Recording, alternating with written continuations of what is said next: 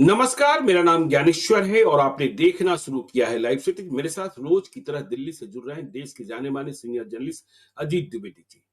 देखिए, बात बिहार की करें तो अजीत जी, कड़वी सच्चाई ये है कि बात सिर्फ लालू यादव और नीतीश कुमार की होती है। जब हम बिहार के असली मुद्दों की बात करते हैं तो दर्शक भी बहुत दिलचस्पी नहीं लेते और कम समय तक वीडियो सुनते हैं, देखते हैं। तो हमें बाजार की मांग को भी समझना पड़ता है और यह बिहार के लिए चिंताजनक स्थिति है कि दो लोगों के बीच हमने बिहार को समेट लिया है, जबकि मुद्दे और कसौटियां अन्य जो जरूरत है वह भी अवश्य होने चाहिए थे। तो पिछले 24 घंटे में या यूं कहें कि नीतीश कुमार और लालू यादव इनकी ही चर्चा कर लें। नीतीश कुमार की सेहत को लेकर फिर चर्चा हो रही है। देखिए, उम्र तो हो ही गई है, इसमें कहां शक है, और उम्र जनित बीमारियां तो होती ही है, इसमें भी कोई दो राय नहीं है। और मैं यह भी मानता हूं कि जिंदगी में दो ही चीज सत्य है, जन्म देने वाली मां और अंतिम सत्य मौत। तो मौत भी कभी ना कभी आनी ही आनी है। लेकिन यह भी सच है कि देखिए, जब हम नौकरी कर रहे होते हैं तो रिटायर हो जाते हैं, लेकिन जब राजनीति कर रहे होते हैं तो कभी रिटायर नहीं होते। इसलिए कोई रिटायर होना भी नहीं चाहता।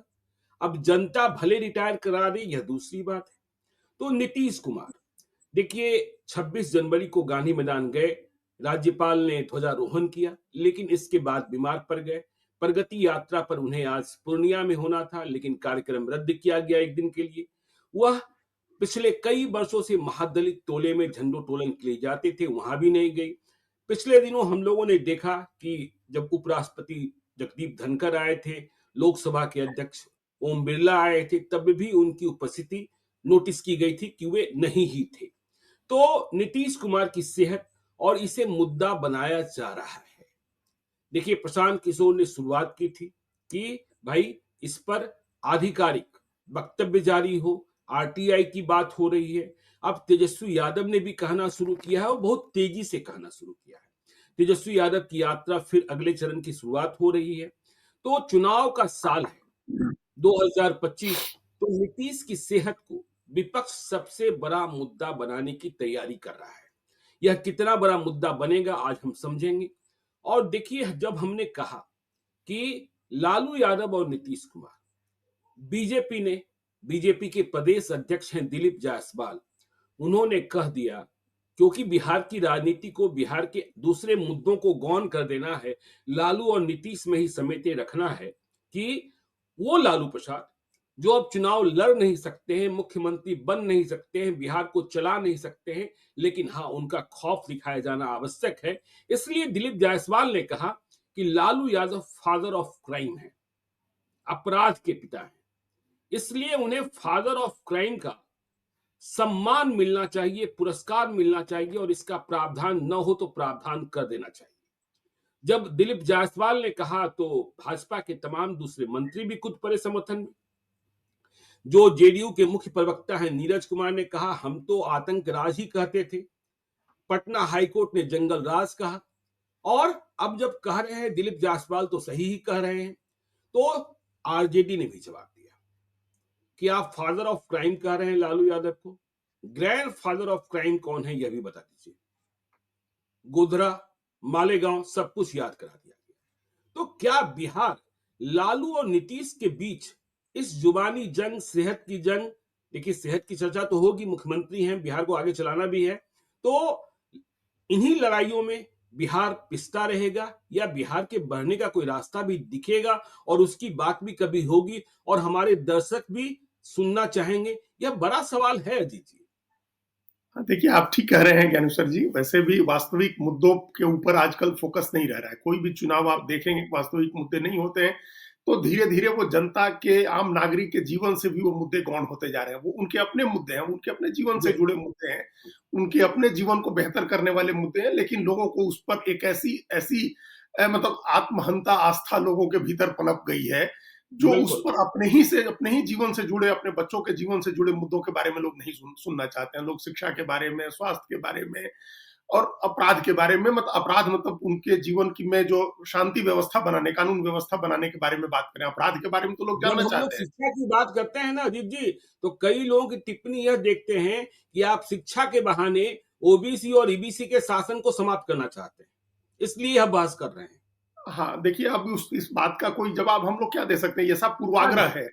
ऐसा जी। पूर्वाग्रह है, और एक तो हुँ। समाज को इस तरह से अगड़ा और पिछड़ा की बाइनरी में बिहार में देखा जाने लगा है कि वो बिल्कुल। हर चीज जो है वो कितनी भी अच्छी चीज है, उसकी एक व्याख्या इस लाइन पर कर देनी है। मतलब एक बाइनरी जी। बना दी गई है, उसी बाइनरी में बिल्कुल। देखना है, इसी दो ध्रुवों पर देखना है। और उसी तरह से राजनीति में भी, पॉलिटिक्स में भी एक बाइनरी बन गई है कि लालू यादव और नीतीश कुमार। जी। तो उसी बाइनरी में, उसी बाइपोलर पॉलिटिकल डिस्कोर्स भी बाइपोलर है, और सोशल बिल्कुल। डिस्कोर्स भी बाइपोलर है। बस उसी तरह हुँ। की सारी सारी चर्चाएं हैं। तो खैर वो हम लोग तो करते रहेंगे, उनसे उससे हम बिल्कुल। लोगों को तो, क्योंकि बहुत गंभीर लोग भी हैं और बहुत जागरूक सजग लोग भी हैं जो जी। सुनना जानना चाहते हैं उन चीजों के बारे हुँ। में। तो उस पर तो हम लोग करेंगे ही। लेकिन ये जो अभी शुरुआत जो हम करते हैं, सो इसी यहीं से नीतीश कुमार की सेहत से आपने कहा, तो हम लोग वहीं बिल्कुल। से उनसे चर्चा शुरू करते हैं। हुँ। देखिए, एक तो नीतीश कुमार की किसी भी, कैसी भी उनकी सेहत हो जाए, तब भी फोकस उन्हीं के ऊपर रखना है, और लालू यादव की बिल्कुल। भी सेहत चाहे जैसी हो जाए, फोकस उन्हीं के ऊपर रखना है। अब जी। ये दोनों लोग, अब लालू यादव चुनाव नहीं लड़ रहे हैं और पर्दे के पीछे से चुनाव लड़वा रहे हैं मान लीजिए, तब भी चुनाव उन्हीं के नाम पर लड़ना है। बीजेपी, हुँ। जेडीयू और उसके एनडीए पार्टनर्स को उसी के, उन्हीं के चेहरे पर लड़ना है। जी। आरजेडी का जो अलायंस है, उसको ये सूट करेगा कि नीतीश कुमार सीन से हट जाए, हुँ। किसी भी बहाने, सेहत के बहाने या किसी और बहाने। वो अगर सीन से हट जाते हैं, वो अगर उनसे मुकाबला नहीं रहता है, तब बहुत फिर बड़ी धूप भी एडवांटेज हो आरजेडी। जाएगी। हाँ, फिर बिल्कुल। एडवांटेज आरजेडी हो जाएगा, जो हम लोग चर्चा कर चुके हैं कि फिर तेजस्वी के सामने फिर कोई मुकाबला नहीं रहेगा तेजस्वी का। जी। क्योंकि उसका कारण ये है कि अभी तक एनडीए ने कोई विकल्प खड़ा नहीं किया नीतीश कुमार का, या हुँ। नीतीश कुमार की पार्टी में उन्होंने खुद अपना उत्तराधिकारी नहीं किया, और बीजेपी भी प्रयोग ही करती रह गई। अब जाकर के थोड़ी स्थिरता आई है सम्राट चौधरी के नाम पर, नहीं तो जी। अभी तक बीजेपी भी प्रयोग ही कर रही थी। सुशील हुँ। मोदी स्थापित चेहरे थे, उनको कैसे निपटाया जाए, फिर तो खैर वो चले ही गए, भगवान को प्यारे हो गए। लेकिन तारकिशोर प्रसाद, तो कभी रेणु देवी, तो कभी नित्यानंद राय, इतने प्रयोग बीजेपी करती रही, तो लीडरशिप नहीं मर्ज हुआ एनडीए से। जी। और उधर अपोजिशन में लीडरशिप इमर्ज कर गई तेजस्वी यादव की। हुँ। तो तेजस्वी यादव के मुकाबले नीतीश कुमार को बनाए रखना, उनका चेहरा बनाए रखना अभी प्राथमिकता है एनडीए की। जी। तो इसीलिए कहा गया कि उनके चेहरे पर ही चुनाव होगा। मुख्यमंत्री की बातें हो रही हैं कि बाद में कौन बनेगा और कैसे बनेगा, ये सब चीजें अलग है, लेकिन लड़ना उन्हीं के चेहरे पर है। तो लड़ना अब उनके इस ही चेहरे चेहरे से पर, अब इस स्थिति में कैसे लड़ेंगे उनके चेहरे पर, ये है। हुँ। बड़ा सवाल है। देखिए, जी। सेहत लोगों की बिगड़ती है। सेहत तो आपने ठीक ही पहले कहा कि उम्र के आधार पर सेहत, उम्र है तो उम्र से जुड़ी हुई बीमारियां होती हैं। और भारत कोई चाइना की तरह का देश तो है नहीं कि जो जी। कॉमरेड हैं, जो जनरल सेक्रेटरी हैं और जो राष्ट्रपति हैं वो कोमा में हैं। देंग सियाओपिंग कोमा में थे और महीनों बरसों तक शासन चलता रहा। उस बिल्कुल। तरह की स्थिति तो है नहीं यहाँ कि हुँ। आप सामने नहीं आ रहे हैं, आप कैंपेन लीड नहीं कर रहे हैं, आप गवर्नेंस को लीड नहीं कर रहे हैं और सब कुछ लोग आपके नाम पर वोट कर दें। हम हुँ। लोगों ने एक दिन और चर्चा की थी, हम लोगों ने देखा था कि सिर्फ हाथ कांप रहे थे, ट्रिमर कर रहा था नवीन पटनायक का, और वो चुनाव हार बिल्कुल। गए।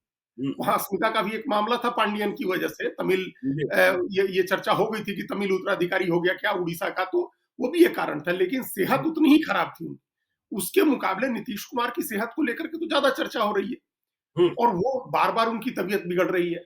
बार बार तबीयत बिगड़ना, उस तभी तभी तभी प्रशांत किशोर ने कहा कि उनके बारे में एक हेल्थ बुलेटिन जारी करे सरकार, आधिकारिक रूप से जारी करके बताया बिल्कुल। जाए। तो हुँ। ये अब हो सकता है कि कोई आरटीआई डाले।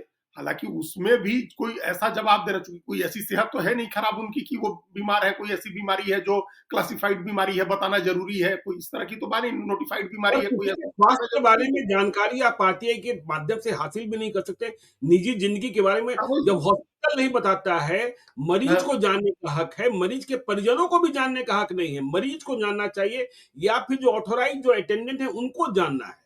हाँ, और वो अब कोई हेल्थ बुलेटिन भी अगर जारी होगा तो वो तो हलफनामे पर जारी नहीं होता है ना, वो कोई एफिडेविट बिल्कुल। बना के तो जारी नहीं होता है कि आप उसको बाद में किसी को लायबल ठहरा देंगे कि आपने सही कहा कि गलत कहा। तो हुँ। वो तो नहीं है, लेकिन जनता के बीच में जो धारणा बन रही है नीतीश कुमार की सेहत को लेकर के, वो समूचे एनडीए के लिए बड़ी चिंता की बात है। बिल्कुल।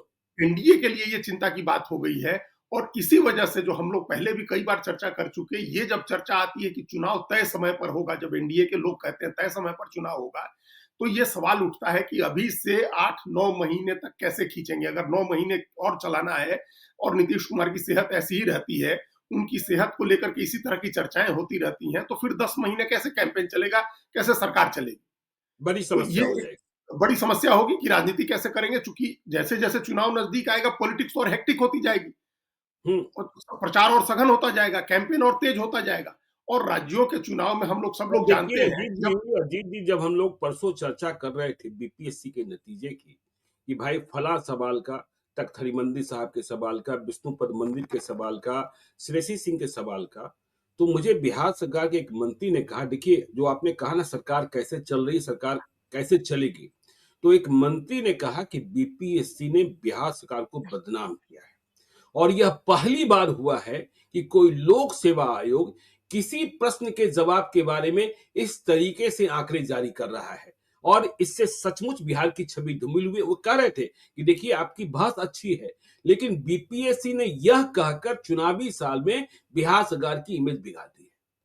तो इसका तो यही मतलब है ना कि जो आप बीपीएससी है, आपका कोई कंट्रोल नहीं है। ऐसे कंट्रोल की कोई बिल्कुल। बात नहीं है, वो तो मान लीजिए एक स्वायत्त बॉडी है।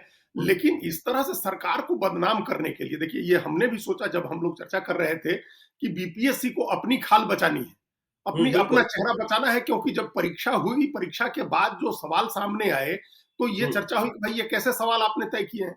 इन हम्म, सवालों का क्या रेलेवेंस है? अगर आप डीएसपी और एसडीओ चुन रहे हैं, आप बीपीएससी से मतलब आईएएस के ठीक नीचे वाला अधिकारी आप चुन रहे हैं और उससे आप इस दर्जे के सवाल पूछ रहे हैं। तो ये जब बिल्कुल। सवाल उठी कि भाई आपने सवाल क्वेश्चन पेपर ठीक सेट नहीं किया और हम्म, आप सिपाही की बहाली करते हैं तो इसी तरह के सवाल पूछते हैं, जब आप दरोगा की बहाली करते हैं तो इसी तरह के सवाल पूछते हैं और डीएसपी की भी बहाली के लिए इसी तरह के सवाल पूछेंगे। हम्म, जब ये सवाल उठा बीपीएससी पर, तो बीपीएससी ने अपनी खाल बचाने के लिए एक प्रेस कॉन्फ्रेंस करके कहा कि नहीं, सवाल तो हमने बहुत अच्छे पूछे थे। उस हम्म, पूरे ये बताने का मतलब ये था कि ये सवाल हल्के नहीं थे, सवाल तो हमारा बहुत सीरियस था। बिल्कुल। भाई सवाल आपका सीरियस नहीं था, बीपीएससी को समझ लेना चाहिए कि सवाल सारे इर्रेलीवेंट थे, अधिकतर हम्म। सवाल इर्रेलीवेंट थे, और एकदम आज तीसरे तक दर्जे के सवाल थे। और आज तक किसी आयोग ने इस तरीके से किसी सवाल का हाँ, जवाब इतने प्रतिशत लोगों ने सही दिया, इतने बिल्कुल। प्रतिशत ने गलत दिया। आज तक इतिहास में नहीं कभी सुना गया था कि इस तरीके से बताया गया है। हाँ, तो और यही बताने का मकसद ही यही था कि हम हाँ, पर ये बिल्कुल। सवाल नहीं, हमको हुँ, नहीं कटघरे में खड़ा किया जाए कि हमने हल्के सवाल तय किए थे। हुँ, हल्के सवाल आपने तय किए थे नहीं कि आपने बहुत इर्रेलीवेंट सवाल सेट कराए थे, क्वेश्चन जो जी, अप्रासंगिक सवाल है, जिनका बीपीएससी के चयन के लिए ये सवाल इर्रेलीवेंट है। तो ये बिल्कुल। साबित करने के लिए कि ये इर्रेलीवेंट और हल्के सवाल नहीं थे, आपने प्रेस कॉन्फ्रेंस की, अपनी खाल बचाने इतना के भी लिए नहीं और आता है आपने बिहार पूरे के बच्चों को ये साबित किया आपने। हाँ, वही और आपने पूरे बिहार की शिक्षा व्यवस्था को, बिहार सरकार को, बिहार की समूची मेधा को आपने एक्सपोज़ करके रख दिया। तो बिल्कुल। चलिए, ये भी एक लेवल पर अच्छा ही हुआ कि लोगों को पता चला सच्चाई क्या है। बहुत सारे लोग बहुत भ्रम में रहते हैं कि बड़ी विद्वान लोगों का, पढ़े-लिखे लोगों का और आईपीएस बनने वाले लोगों का प्रदेश है, वो भी भ्रम टूटा लोगों का जी, कि जो आईएएस, हुँ, आईपीएस बन रहे हैं, वो बिहार में पढ़ के नहीं बन रहे हैं। वो बिहार के लोग भले हैं, लेकिन देश के कहीं और हिस्से में हैं, कहीं और पढ़ के बन रहे हैं। जो हुँ, बिहार में पढ़ रहा है, उसका ये स्तर है। और हुँ, बीपीएससी ने अपना स्तर भी बता दिया कि हमारा ये स्तर है कि हम सवाल पूछ रहे हैं बिल्कुल, कि तख्त हरमंदिर साहिब, पटना साहिब किस शहर में स्थित है? ये सवाल बिल्कुल। पूछ रहे हैं आप। ये अपने हुँ, को भी एक्सपोज़ किया आपने। जी, तो खैर ये भी वो भी एक नमूना था जो मंत्री ने आपको कहा, वो भी एक मिसाल हो गई ना कि सरकार के हाथ में कुछ नहीं है, सरकार अपना नियंत्रण खोती जा रही है। और जी। उसके ठीक पहले हम लोगों ने चर्चा किया था, जिसमें आपने थंबनेल लगाया ही था कि ये क्या नीतीश की सरकार तो नहीं है ये? फिर हाँ, ये कैसी सरकार है? जिस हाँ, ये तो बिल्कुल। नहीं आपके कंट्रोल में, कानून व्यवस्था आपके कंट्रोल में नहीं है, पुलिस पैसे लूट रही है सड़क पर लोगों के, डीओ के यहाँ से 4-4 करोड़ रुपए बरामद हो रहे हैं, दिन दहाड़े गोलियां चल रही हैं सड़कों पर। और उसके बाद बीपीएससी है जो आपके नियंत्रण में नहीं है, कुछ भी प्रेस कॉन्फ्रेंस कर रही है बीपीएससी, तो फिर सरकार का इकबाल तो खत्म हो गया। डीओ साहब लोगों का तो ये हाल है अजीत जी, पिछले 3 दिनों में इतने मेल्स आए हैं कि मुझे लगता है 200 पन्ने मुझे पढ़ने होंगे। और इतने कच्चे चिट्ठे आए हैं, चाहे वो जमुई के डीओ साहब का सवाल हो, चाहे शेखपुरा के डीओ साहब का सवाल हो, मुजफ्फरपुर के डीओ साहब का सवाल हो, और साथ में इतने एनेक्सस लगे हैं जो इस बात की गवाही दे रहे हैं और यह भी कि इन बातों की जानकारी पहले सरकार को दी गई है और उस पर कोई कार्रवाई नहीं हुई। देखिए, यदि आपको जानकारी मिली है, किसी ने शिकायत की है, हमें याद है चारा घोटाले के वक्त भी ऐसा ही हुआ था। सरकार को शिकायतें पहुँचाई गई थी, बिल्कुल। लेकिन कोई कार्रवाई नहीं और ठंडा बस्ता में। तो हुँ, शिक्षा व्यवस्था और ये डीओ साहब का खेल तो अब समझ से परे है। पहले तो मुझे लगता था कि ये थानेदार, सीओ और डीसीएलआर और ये बाकी लोग जो हैं, लेकिन बाप रे बाप! ये डीओ साहब लोग कहते हैं, अरे डीओ साहब को छोड़ दीजिए, डीओ साहब का जो सबसे भरोसेमंद किरानी है, वह भी आज की तारीख में आपको 10 करोड़ का मालिक मिलेगा। हाँ, तो इसका मतलब कि कोई सरकार का कंट्रोल नहीं है किसी भी संस्था पर और बिल्कुल, आपने कहा ना कि जो जैसे शिकायत मिल रही थी चारा घोटाले के समय भी, तो जी, मिलीभगत थी इसका मतलब था। ऐसे तो कोई जी, इग्नोर नहीं कर सकता है ना शिकायत को जब बिल्कुल, कहीं से शिकायत आ रही है, कंप्लेन है, क्रेडिबल कंप्लेंट है और कार्रवाई नहीं हुई तो 2 ही कारण हो सकते हैं, आप तो अक्षम हैं या फिर आपकी मिलीभगत है। तो बिल्कुल। इसमें क्या कहें, हम लोग अक्षम कहें या मिलीभगत कहें? हुँ, कहीं न कहीं मिलीभगत भी है जो इस तरह के डीईओज़ को भी बढ़ा बत बच को बचाया जा रहा है या उनको अच्छी जगह पर पोस्टिंग की जा रही है, उनको कमाने हुँ, दिया जा रहा है। कहीं न कहीं तो पैसे पहुँच रहे हैं फिर ऊपर, या तो बिल्कुल। मिलीभगत है, तो ये भी हुँ, खराब है। और अक्षमता है अगर, कोई सरकार को मॉनिटर करने वाला नहीं है, सरकार के काम-काज डिपार्टमेंट्स को मॉनिटर करने वाला कोई नहीं है, तो ये भी बड़ा सवाल है। तो बिल्कुल। ये दोनों तीनों स्थितियाँ इस वजह से हैं क्योंकि सरकार पर जो पॉलिटिकल मास्टर्स हैं जिनको चुन के सत्ता दी गई है, उनकी कमान कमज़ोर पड़ रही है, उनकी पकड़ कमज़ोर पड़ रही है हुँ, और ये हो सकता है कि सेहत की वजह से हो। ये हो बिल्कुल। सकता है, बिल्कुल हो सकता है कि सेहत की वजह से नीतीश कुमार अब 24 राउंड द क्लॉक, देखिए मुख्यमंत्री, प्रधानमंत्री का काम राउंड द क्लॉक होता है। लोग हुँ, प्रधानमंत्री के बारे में कहते हैं कि 18 घंटे काम करते हैं, लोग मज़ाक में कहते हैं, बहुत सारे लोग मज़ाक भी उड़ाते हैं कि इतना काम, इतनी देर जी, काम करने का क्या काम है आपके पास? हुँ, भले उसके पास कोई काम नहीं दिख रहा हो या 18 घंटे उसको ऑफिस में नहीं बैठना है, लेकिन उसका काम तो राउंड द क्लॉक चल रहा होता है ना, बिल्कुल। क्योंकि स्टेट की मशीनरी तो राउंड द क्लॉक काम कर रही होती है। तो आप और सक्षम हैं हमने कि नहीं? और आपने तो अखबारों में काम किया है ना, हाँ, संपादक के पास क्या खबर लिखने का काम होता है, लेकिन राउंड वही द तो। क्लॉक वो काम कर रहे होते हैं। राउंड द क्लॉक काम कर रहे होते हैं। रिपोर्टर्स और सब एडिटर्स और दूसरे चीफ सब हों या न्यूज़ एडिटर हों, उनके पास तो फिर भी फुर्सत है। जी, लेकिन बिल्कुल। संपादक को कहाँ फुर्सत है? संपादक को तो सुबह भी लोग फ़ोन करके बताएँगे, दोपहर में भी बताएँगे, सुबह उसको 10 शिकायतें आती है कि आपके यहाँ ये खबरें नहीं आई, आपके यहाँ ये जी, खबर कैसे छूट गई, ये खबर ऐसे कैसे आई? तो हुँ, उसको कोई भले काम नहीं हो, मतलब एकदम डेजिग्नेटेड काम नहीं हो कि ये काम आपका हुँ, है, लेकिन सारे काम उसके होते हैं। मुख्यमंत्री के साथ भी ऐसा ही होता है कि बिल्कुल। भाई आप मतलब 24 घंटे राज्य चल रहा है, राज्य की हुँ, मशीनरी चल रही है, तो आपकी ज़िम्मेदारी है, आप जगे रहें, सोए रहें, लेकिन आपके ऊपर जवाबदेही होती है।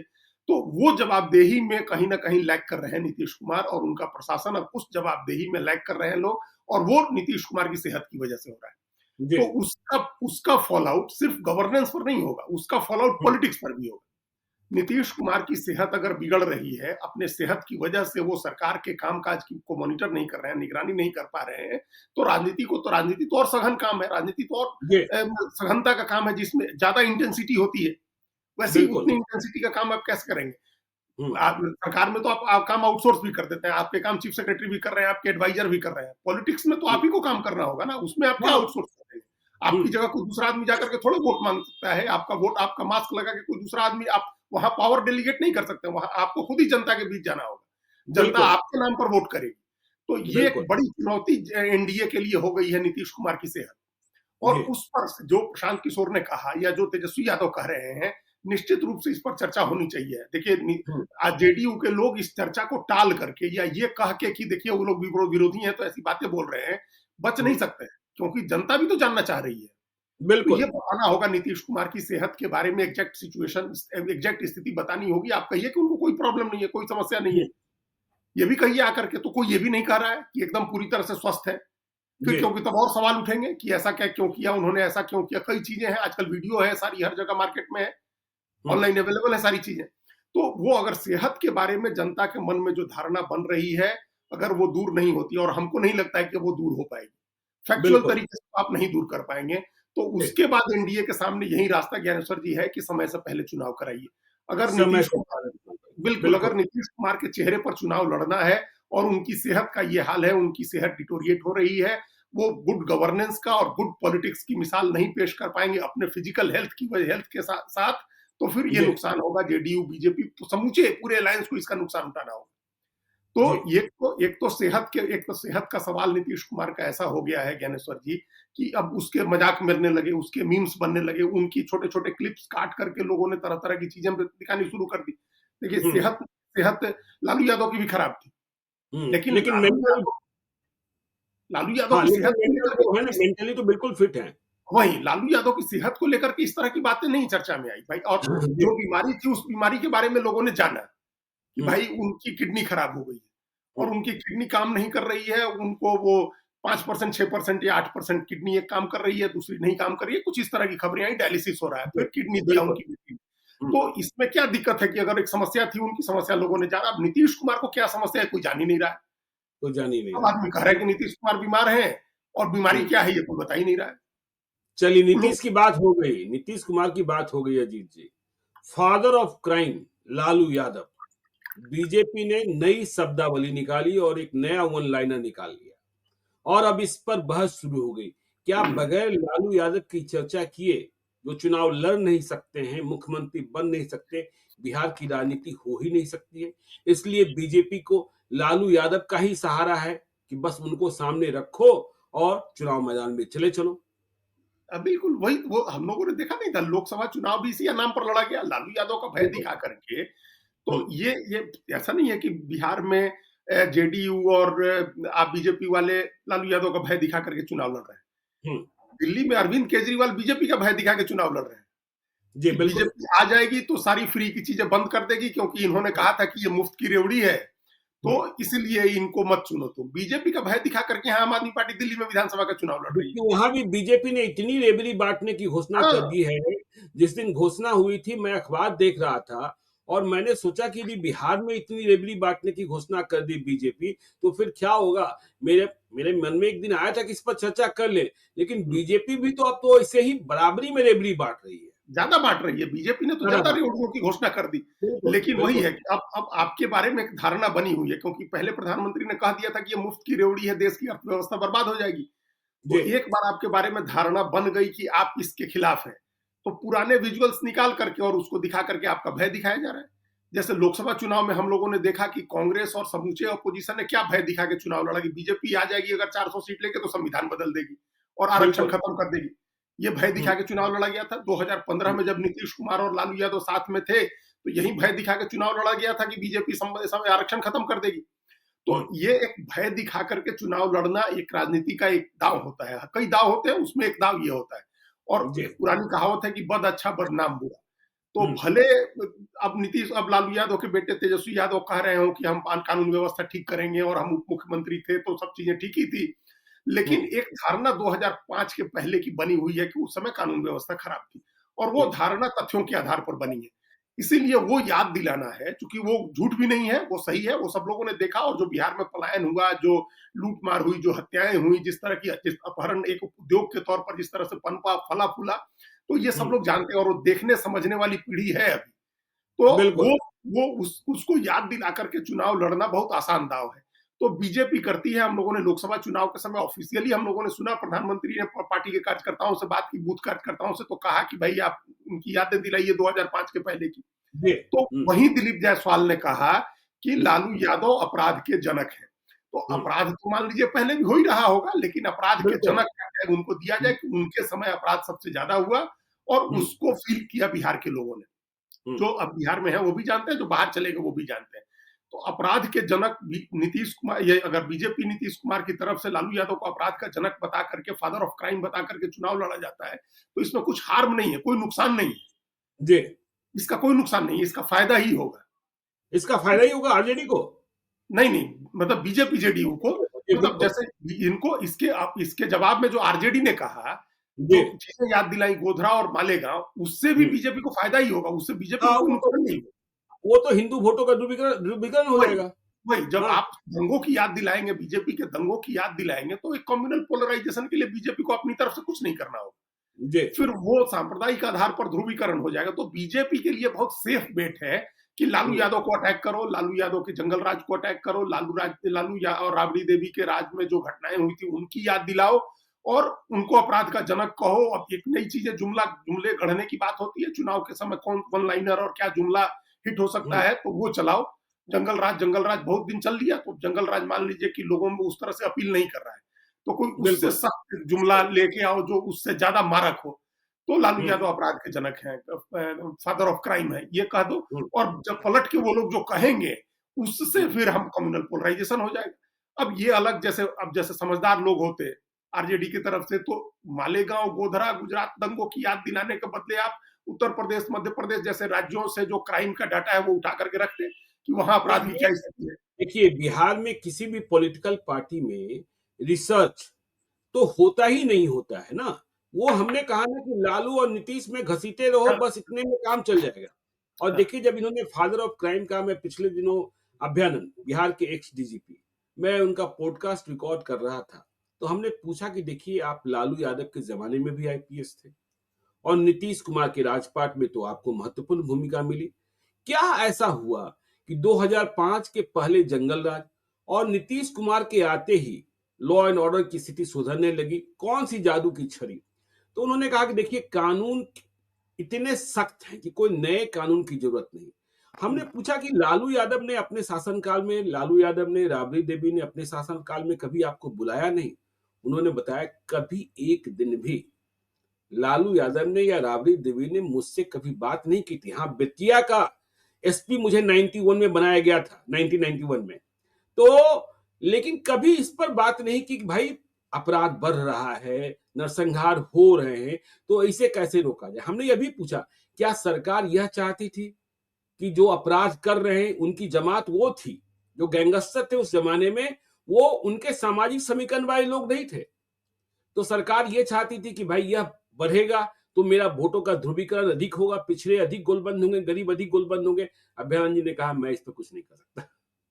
हाँ, देखिए वो हम तो उनसे हमारी बात हुई थी जब हमने उनका इंटरव्यू किया था कई जी साल पहले, 10-12 साल, 15 साल पहले, जी 10 साल पहले, हमको लगता है 15 के चुनाव के समय। जी या उस तो उन्होंने कहा, तो उन्होंने कई तरीके बताए थे किस तरीके से तत्काल कन्विक्शन रेट बढ़ा था, वो हाँ, आपसे भी हमने बिल्कुल डिस्कस किया बिल्कुल था। उन्होंने बिल्कुल। पहले ऐसे केसेस निकलवाए जिन केसेस में पुलिस वाले गवाह थे, हाँ, और बाकी स्पीडी सोर्सेस ट्रायल तो, कराया, हाँ, बेल स्पीडी कैंसिलेशन ट्रायल करा कराया। दिया, और पुलिस वाले गवाह है तो वो कहाँ जाएंगे, कहा कि हर पुलिस जी वाले को जो भी गवाह है उसको बुलवाइए, गवाही कराइए और सजा कराइए। जी तो एकदम से स्पीडी ट्रायल और कन्विक्शन का रेट, जैसे कन्विक्शन का रेट बढ़ेगा वैसे ही अपराध अपने आप कम होगा, भय बैठेगा। लेकिन जब वो बेतिया के ही जब एसपी थे अभयानंद जी, जी, और जो मिनी चंबल में, पश्चिमी चंपारण का वाल्मीकि नगर और बगहा में डकैतों का जो तो वो कहाँ वो उनके हाथ कितने बंधे हुए थे, ये सब हम लोगों ने देखा, क्योंकि वहां बिल्कुल बिल्कुल। वहां भागड़ यादव और सत्तन यादव और रवि यादव के ऐसे गिरोह चलते थे, और ऐसी डकैतियां होती थी कि आप हम लोग फिल्मों में देखते हैं उस तरह की। जी तो अपराध तो उस समय तो नहीं हम्म, कंट्रोल किया जा सका, हम्म, 2005 में नीतीश कुमार ने कंट्रोल किया, तो इसका बिल्कुल। बेनिफिट मिला उनको, इसका बहुत बड़ा बेनिफिट मिला, और 2010 का मैंडेट ऐतिहासिक मैंडेट था, मतलब वो और वैसा देखिए इसीलिए मैंडेट। मैं बार बार कहता हूं, मैंने पिछले दिनों टिप्पणी भी की, फेसबुक पर लिखा कि अब बिहार में अपराध पर बहुत बहस करने की जरूरत नहीं है। हाँ, इसे कभी भी नियंत्रित किया जा सकता किया है, जा बस सकता बिल है, ठीक पर बात हो। है। लेकिन शिक्षा व्यवस्था पर लगातार बहस करने की जरूरत हो गई है।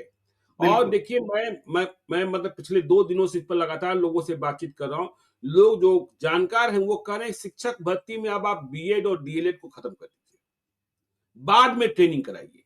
ये बीएड और डीएलएड के चक्कर में बस लोग डिग्री खरीद रहे हैं और परीक्षा में बैठ रहे हैं, जिनको आता जाता कुछ नहीं है। सारे कॉलेजेस फर्जी हैं और केवल डिग्री बेचने का काम कर रहे हैं। प्रतियोगिता को ओपन कर दीजिए। तो अब कैसे रास्ता निकाला जाएगा? अपराध को तो कभी नियंत्रित कर लेंगे। अभ्यानंद जी से हमने समझा, अभ्यानंद जी ने नीतीश कुमार से पहली मुलाकात के बारे में बताया कि उन्होंने कहा कि अभ्यानंद जी कुछ हो सकता है क्या? नीतीश कुमार ने 2005 में। तो अभ्यानंद जी ने कहा कि हाँ हो सकता है। तो नीतीश कुमार ने कहा कि मैं आपको क्या दूं? तो अभ्यानंद जी ने कहा कि ना मुझे कोई नए लॉ की जरूरत है, न मुझे अतिरिक्त पैसे की जरूरत है। जो संसाधन है और जो कानून है उससे ही नियंत्रित कर देंगे, और नियंत्रित किया गया। हाँ, तो यही हाँ फर्क होता है। जी ये बिल्कुल ये फर्क होता है, और पुलिस आज भी, पुलिस 2005 के पहले वही पुलिस थी बिहार की, वो क्यों नहीं रोक बिल्कुल। पाई? हम्म, सरकार का नजरिया बदल गया, सरकार का एटीट्यूड बदल गया अपराध के प्रति, हम्म, अपराधियों के प्रति, तो चीजें ठीक हो गई। तो ठीक कहा आपने कि अपराध कभी भी नियंत्रित हो जाएगा, और हम लोग बार बार ये बात कहते हैं कि किसी भी काम से पहले जब औद्योगिक जी विकास की बात होती है तब भी हम कहते हैं कि शिक्षा में बदलाव सबसे जरूरी है। शिक्षा में आज अगर हम लोग सुधार करेंगे तुरंत फल नहीं मिलेगा उसका। आज बिल्कुल। अगर सुधार शुरू होंगे तो 10 साल, 15 साल, 20 साल के बाद बिहार की स्थिति सुधरेगी, ठीक होगी। हम्म, इसलिए बहुत गंभीरता से उस पर चर्चा होनी चाहिए, और वो चर्चा, वो शिक्षा की जो आज स्थिति है, उसका भट्टा भी 90 में ही बैठना शुरू हुआ था जब लालू यादव की जी सरकार बनी थी। और हम्म, पहले 5 साल को छोड़ दे तो उसके बाद नीतीश कुमार ने भी उसका भट्टा ही बिठाया, नीतीश कुमार ने भी कोई अच्छा नहीं किया है। उन्होंने बिल्कुल, भी किया बिल्कुल। है, शिक्षा व्यवस्था का क्योंकि कोई जो भला बीपीएससी उन्होंने का नहीं किया। नतीजा है, वो तो 2005 के बाद का नतीजा है ना, जो हाँ, बीपीएससी का बिल्कुल, नतीजा बिल्कुल। है। हाँ, हाँ, और वो जो आपने औद्योगिक क्रांति की बात की ना, गिरिराज सिंह बादल है ना, बिहार को नहीं दे हाँ, पाए हाँ, ना। देखा, देखा, वो गिरिराज सिंह सबने बादल देखा, है ना। सारे जी, देश ने देखा कि वो तो नहीं होने हाँ, जा रहा है, वो तो जी, नहीं होने, वो तो सब प्राथमिकता ही नहीं है। और फिर बिल्कुल। प्राथमिकता वो नहीं है, तो इसका मतलब फिर शिक्षा क्या प्राथमिकता होगी? जब रोजगार देने की बात, उद्योग की बात जब हो ही नहीं रही है, शिक्षा की बात कौन कर रहा है? तो ले हुँ, दे करके लालू यादव हैं कि ये हुँ, वो सारी जो जितनी गड़बड़ियां हैं, उनका ठीकरा लालू यादव के ऊपर मढ़ दीजिए, लालू यादव के ऊपर फोड़ दीजिए और चुनाव लड़ के जीत जाइए। जनता भी बिल्कुल। इसी बाइनरी में फंसी हुई है, इसी साइकिल में फंसी हुई है। जनता में यही भय है कि लालू यादव का शासन नहीं आ जाए। जिस दिन ये हुँ, भय खत्म हो जाए, मान लीजिए ये भय खत्म हो जाए, देखिए जनता का भय कभी भी खत्म हो सकता है। कोई ऐसा बिल्कुल। ऐसी बात नहीं है, जनता अगर छोड़ दे कि हाँ ठीक है, आ जाएगा तो आ जाएगा, इससे बुरा क्या होगा? तो फिर हुँ, क्या होगा जेडीयू बीजेपी का? तो कोई ना कोई पॉजिटिव एजेंडा तो बिहार में रखना होगा ना। कब तक लालू यादव के बिल्कुल। नाम पर आप लालू यादव की बैसाखी लेकर के चुनाव लड़ते रहेंगे? हुँ, तो वो भी इस्तेमाल करिए, लेकिन कोई पॉजिटिव एजेंडा भी जनता के बीच में रखिए, विकास का, शिक्षा का, पॉजिटिव है। स्वास्थ्य का, जी, बिल्कुल। उद्योग का, रोजगार का, इन सब के भी एजेंडे आप सामने रखिए बिहार की जनता के सामने।